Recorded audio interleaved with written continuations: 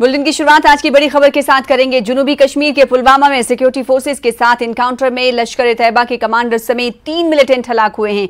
तफसीलात के मुताबिक ये एनकाउंटर रात 1:30 बजे के करीब उस वक्त शुरू हुआ जब सिक्योरिटी फोर्सेस ने मिलिटेंटों की मौजूदगी पर पुलवामा डिस्ट्रिक्ट अस्पताल के नजदीक न्यू कॉलोनी इलाके का मुहासरा किया। फौज की 55 आरआर और पुलिस के अलावा सीआरपीएफ की मुश्तरका पार्टी ने इलाके का मुहासरा रात के दौरान ही अंजाम दिया।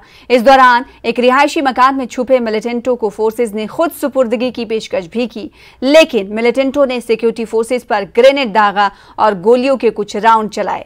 फोर्सेस और मिलिटेंटों के दरमियान गोलियों के तबादले में लश्कर-ए-तैयबा से वाबस्ता 3 मिलिटेंट हलाक हुए हैं, जिनमें एक का ताल्लुक पाकिस्तान से है, जो कि लश्कर का कमांडर बताया जाता है, जिसकी शनाख्त पाकिस्तान के एजाज उर्फ अबू हुरैरा के बतौर हुई है, जबकि दीगर 2 मकामी मिलिटेंट बताए जा रहे हैं। गोलियों के तबादले में एक रिहायशी मकान आग से पूरी तरह तबाह हुआ है। हलाक हुए मिलिटेंट के कब्जे से हथियार और गोला बारूद भी बरामद हुआ है। सिक्योरिटी फोर्सेस के लिए इसे बड़ी कामयाबी करार दिया जा रहा है। एनकाउंटर के तनाजुर में पुलवामा में मोबाइल इंटरनेट खदमात को मुअत्तल कर दिया गया था।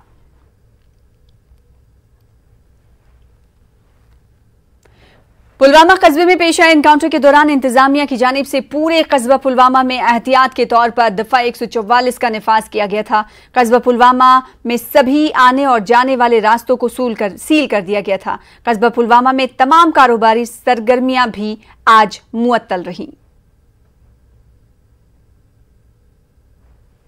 बैनुल-अक़वामी दहशतगर्द के तौर पर नामजद हिजबुल मुजाहिदीन के बानी सैयद सलाहुद्दीन और उनके बेटों के जरिए टेरर फंडिंग का मामला सरगर्म है।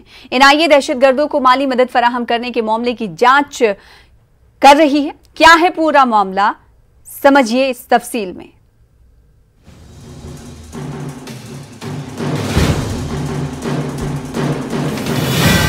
अमेरिकी महकमे खारजा और एनआईए की इंतहाई मतलूब दहशतगर्दों की फहरिस्त में सलाहुद्दीन को आलमी दहशतगर्द के तौर पर खुसूसी नामजद किया गया है।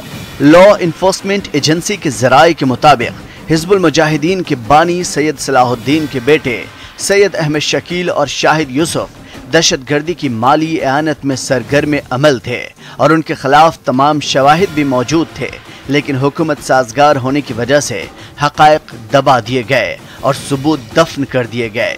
शवाहिद से पता चलता है कि सैयद अहमद शकील 1990 की दहाई में SKIMS में बैकडोर तकर्रीकार थे। इन्होंने कम से कम 6 मौके पर दहशतगर्दी के लिए माली एआनत फराहम की थी। दूसरा बेटा शाहिद यूसुफ, जो 2007 में महकमे ज़राअत में बैकडोर तकर्री कर रहा था, 9 मौके पर दहशतगर्दी की माली एआनत में मुलव्विस पाया गया। शाहिद यूसुफ 1999 और 2000 के बीच एक पासपोर्ट पर दुबई गए थे, जहां सैयद मोहम्मद यूसुफ के बजाय वालिद का नाम यूसुफ मीर बताया गया था। इसके हमरा दुबई में रहने वाले हिजबुल मुजाहिदीन के एक और कारकुन नासिर मीर भी थे। इन्होंने नज़ीर अहमद कुरैशी से भी मुलाकात की, जो असल में बारामूला से है और अब वो सऊदी अरब और लंदन से अपना हवाला सिंडिकेट चलाता है और हिंदुस्तान में दहशतगर्दी की सरगर्मियों को माली एआनत फराहम करता है। ज़राए ने मजीद इंकिशाफ किया है कि शाहिद सलाहुद्दीन के करीबी साथी एजाज अहमद बट उर्फ एजाज मकबूल बट से रकम वसूल कर रहा था। शाहिद एजाज से ये रकम वसूल करने के लिए मुतअद्दिद आईडी इस्तेमाल कर रहे थे। ये बात काबिल जिक्र है कि दहशतगर्दी की तंजीम हिजबुल मुजाहिदीन के सरगर्म कैडर एजाज ने 1990 में पाकिस्तान उबूर किया था और अब वो रियासत जम्मू कश्मीर के मरकजी खत्ते में दहशतगर्दी के मॉड्यूल्स में रकम इकट्ठा करने और मुंतकिल करने का जिम्मेदार है। एजाज ने इन फंड्स को शाहिद को वेस्टर्न यूनियन मनी ट्रांसफर के जरिए मुंतकिल करने के लिए सऊदी अरब से मुतअद्दिद पतों का इस्तेमाल किया था। ज़राए के मुताबिक शाहिद ने सरकारी मुलाजिम के तौर पर काम करते हुए छुपकर ये रकम वसूल किए थे। ज़राए ने यह भी इंकिशाफ किया है कि उनके भाई सैयद अहमद शकील ने SKIMS के साथ सरकारी मुलाजिम के तौर पर काम करते हुए मुल्क के खिलाफ जंग लड़ने की साजिश की थी। शकील 1990 में लैब टेक्नीशियन के ओहदे पर मुकर्रर था। अगरचे उसकी सरगर्मियां मालूम थी, लेकिन इसका इंकशाफ उस वक्त हुआ जब NIA ने दहशतगर्दी की माली एआनत का मामला दिल्ली पुलिस की खुसूसी सेल के जरिए टेक ओवर किया था। इंसदाद दहशतगर्दी की मरकजी एजेंसी की तहकीकात में इंकशाफ हुआ है कि शकील को 2009-10 में 6 मौके पर इसी हिजबुल दहशतगर्द एजाज अहमद भट्ट से रकम मिली थी, जो अपने भाई शाहिद को दहशतगर्दी की कार्रवाइयाँ करने के लिए माली आनत फराहम कर रहा था। शाहिद और शकील के तरीक़ेकार काफ़ी यकसां थे और दोनों ने सऊदी अरब में मुतअद्दद पतों से दहशतगर्दी के फंड्स वसूल करने के लिए मुतअद्दद शनाख्तें इस्तेमाल की थीं। ज़राए ने मजीद बताया कि पिछले साल दोनों बेटों को मोरदे इल्ज़ामात ठहराया गया।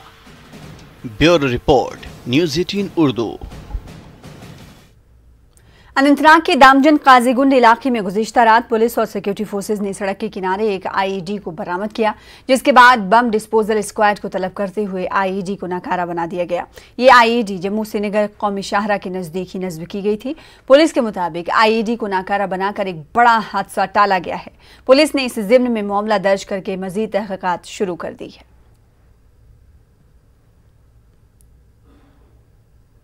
उधर किश्तवाड़ पुलिस ने मफरूर साबिक मिलिटेंट को गिरफ्तार कर लिया है। साबिक मिलिटेंट गुज़िश्ता 15 बरसों से मफरूर था। मुलजिम की शनाख्त पहलगाम सिगड़ी तहसील मुगल मैदान किश्तवाड़ के गुलाम हसन के बतौर हुई है। बाखबर ज़राए से मिली इत्तला के मुताबिक पुलिस की एक खुसूसी टीम तश्कील दी गई थी। पुलिस ने एक मकाम पर छापा मारते हुए मुलजिम को गिरफ्तार किया। एसएसपी किश्तवाड़ शफकत हुसैन ने पुलिस टीम की सताइश भी की। उधर हीरानगर सेक्टर में गांव करोल कृष्णा और करोल मथोरिया में बीती रात मकामी लोगों की जानिब से ड्रोन देखे जाने से सरहदी इलाके के लोगों में खौफ का माहौल है। वहीं सिक्योरिटी फोर्सेस की जानिब से सर्च ऑपरेशन अंजाम दिया गया। जम्मू एयरफोर्स स्टेशन में ड्रोन हमले के बाद ड्रोन देखे जाने के मुतादिद मामले सामने आ चुके हैं।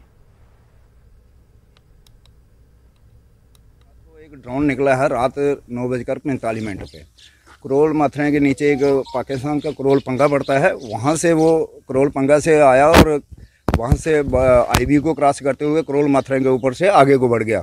आईबी पे सीज फायर हो गया था, उस वक्त लोग शांति में थे। अभी फिर दोबारा वही माहौल बनने जा रहा है। वो मैक्सिमम ये एक्टिविटी करते रहते हैं पाकिस्तान वाले। तो एक ही बार आर पार होना चाहिए, जैसे कतर में हुआ था तो फिर 20 साल तक हमें आराम मिला था। हथियार तो कोई है नहीं है, डांगा दराट है ना फड़िया हाथ 24 घंटे तैयार। तो सरकार की तो चाहिए कुछ सोचना, सरकार के सोचे तो ताइये काम चलना। पाकिस्तान का कोई इलाज करे। भेइये शेइये भी लगे ना, वो भी डरे इसलिए तो वो भी जा रहे पीछे कहते भी बॉर्डर एरिया माहौल खराब है, हमने दान लगाए। पाकिस्तान का इलाज ही है भी एक बारी पुट्ठा सीधा होना चाहिए, काम की ढंग ने जवाब देना चाहिए। फसल लाने तो मुश्किल ही नहीं। हम देखो जी अगर मुंजी का टाइम होना क्या और फसल लाने टाइम तो मुश्किल ही नहीं है। पाकिस्तान का इलाज उसे करना चाहिए, इन्हें भी कर देने ना है। जम्मू अखनूर तहसील के संगानी गांव में बनाए गए आयुर्वेदिक कॉलेज और अस्पताल का इफ्तिताह आज कर दिया गया है। एलजी मनोज सिन्हा इस तकरीब में शरीक हुए। अखनूर फ्रूट मंडी में हॉर्टिकल्चर डिपार्टमेंट के ज़ेरे एहतमाम लगाई गई नुमाइश का भी एलजी ने इफ्तिताह किया।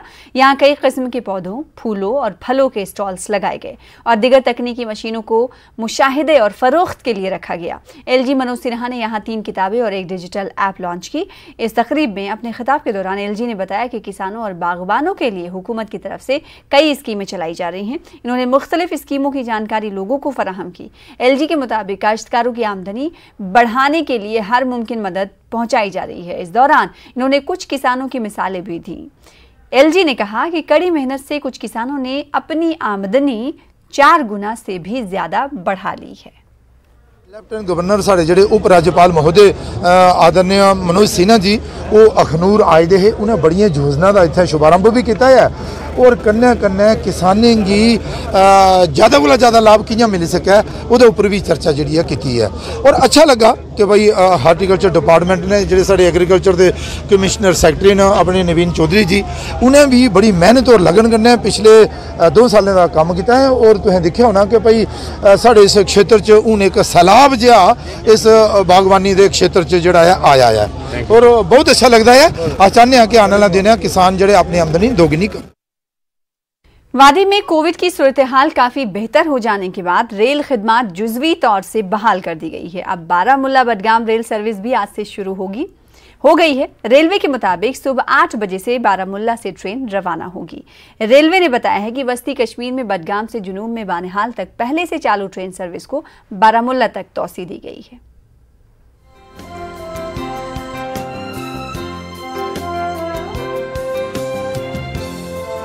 बारामूला बडगाम ट्रैक पर ट्रेन सर्विस जुज़वी अंदाज में बहाल हो गई है। कोविड के फैलाव की रोकथाम की खातिर ट्रेन खिदमात मुअत्तल थी। लोगों ने बडगाम बारामूला रूट पर ट्रेन खिदमात को पूरी तरह से बहाल कर देने की गुजारिश की है। हम बहुत खुश है इस कदम से कि सरकार ने इसको जो है इस वक्त जो शुरू किया है। पब्लिक ट्रांसपोर्ट वालों ने भी वो श्रीनगर तक 200 लेते थे और मेरा ये जाता था 700 रुपये तक जाता था।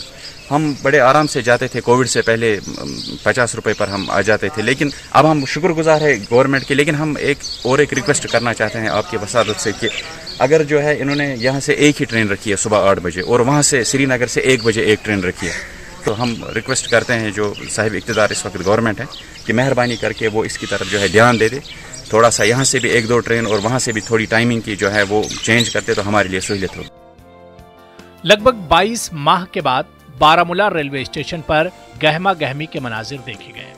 मुसाफिर अपनी मंजिलों पर जाने के लिए जमा हुए तो उनको खिदमात फराहम करने और अपनी ड्यूटी अंजाम देने वाले रेलवेज स्टाफ भी इस स्टेशन पर सरगर्म देखे गए।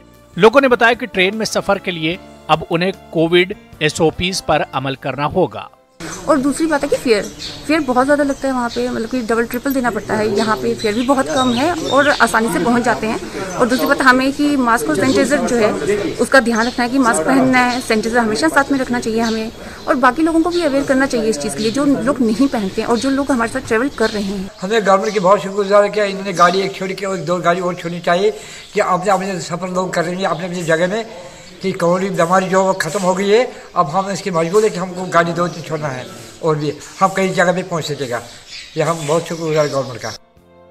इससे कबल 1 जून को बारामूला बानिहाल रूट पर रेलों की आमदोरफ्त का सिलसिला शुरू हुआ था। बानिहाल बारामूला के बीच 137 किलोमीटर लंबे रूट पर 4 ट्रेनें चलाई जा रही हैं। कोविड पाबंदियों से कबल इस रूट पर रोजाना 30,000 मुसाफिर सफर करते थे। कोविड केसों में बहुत हद तक कमी हो जाने के बाद जम्मू कश्मीर इंतजामिया ने रेल खिदमात बहाल की है। जम्मू कश्मीर में सफर के लिए ट्रेनें सबसे सस्ता और आसान जरिया हैं। न्यूज़ 18 उर्दू के लिए सज्जाद हुसैन और समीउल्लाह की रिपोर्ट। फिलहाल इसी के साथ रुकेंगे छोटे से ब्रेक के लिए। कुछ और खबरों के साथ जल्द लौटेंगे।